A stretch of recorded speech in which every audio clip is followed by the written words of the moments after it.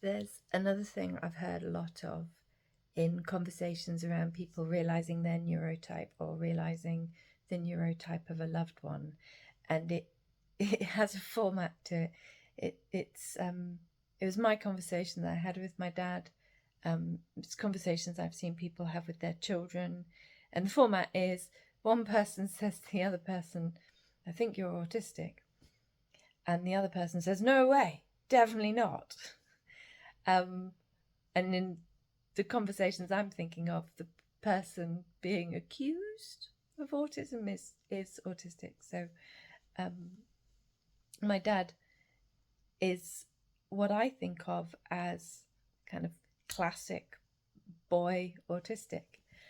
And I said to him quite a few years ago, "Dad, I think you're autistic." He was like, "No, definitely not, definitely not." And we went back and forth like that for a while until I realised that what that word means to him is very different from what it means to me. And I think he realised at the same time, and he said, "Oh, if you just mean that, I'm a bit socially awkward and I'm very interested in boats, then yeah, fine, I'm autistic." I was like, "Yeah, that's what I mean, Dad." And when it's children at school, quite often what they mean by the word autistic is associated with a particular other child in school. And they look at that other child and think, "Well, I'm not like that."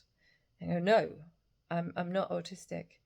And so sometimes those conversations where you say to somebody, "Do you think I might be autistic?" or "I think you might be autistic," they go wrong quite quickly when we haven't got a common understanding of what that word means. And so figuring out how all parties in a conversation are understanding that word is a useful thing to do ahead of having the chat. To my dad, it meant somebody who might live in an institution and not be able to function in life. To the children in school, it often means, to some people it means Rain Man, doesn't it? And understanding that, just having a common understanding is really useful.